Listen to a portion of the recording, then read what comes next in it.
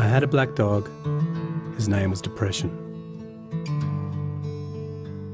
Whenever the black dog made an appearance, I felt empty and life just seemed to slow down. He could surprise me with a visit for no reason or occasion.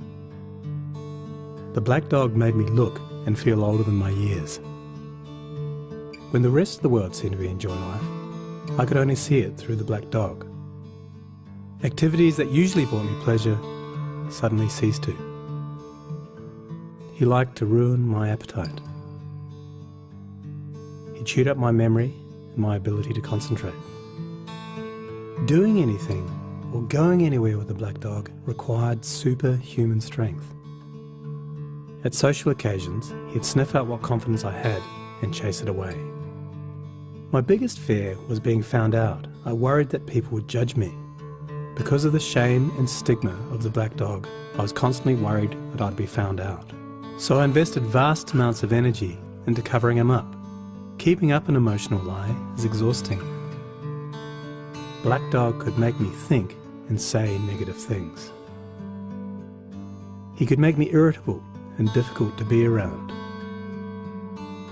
He would take my love and bury my intimacy. He loved nothing more than to wake me up with highly repetitive and negative thinking. He also liked to remind me how exhausted I was going to be the next day. Having a black dog in your life isn't so much about feeling a bit down, sad or blue. At its worst, it's about being devoid of feeling altogether. As I got older, the black dog got bigger and he started hanging around all the time. I'd chase him off with whatever I thought might send him running. But more often than not, he'd come out on top. Going down became easier than getting up again. So I became rather good at self-medication, which never really helped. Eventually, I felt totally isolated from everything and everyone. The black dog had finally succeeded in hijacking my life. When you lose all joy in life, you can begin to question what the point of it is. Thankfully, this was the time that I sought professional help. This was my first step towards recovery and a major turning point in my life. I learned that it doesn't matter who you are, the black dog affects millions and millions of people. It is an equal opportunity mongrel. I also learned that there was no silver bullet or magic pill. Medication can help some, and others might need a different approach altogether. I also learned that being emotionally genuine and authentic to those who are close to you can be an absolute game changer. Most importantly, I learnt not to be afraid of the black dog, and I taught him a few new tricks of my own.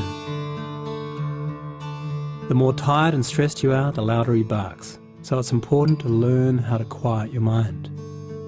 It's been clinically proven that regular exercise can be as effective for treating mild to moderate depression as antidepressants, so go for a walk or a run and leave the mutt behind. Keep a mood journal. Getting your thoughts on paper can be cathartic and often insightful. Also keep track of the things that you have to be grateful for.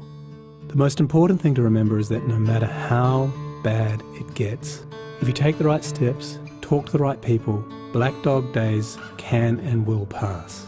I wouldn't say that I'm grateful for the black dog, but he's been an incredible teacher. He forced me to re-evaluate and simplify my life. I learnt that rather than running away from my problems, it's better to embrace them. The black dog may always be part of my life, but he'll never be the beast that he was.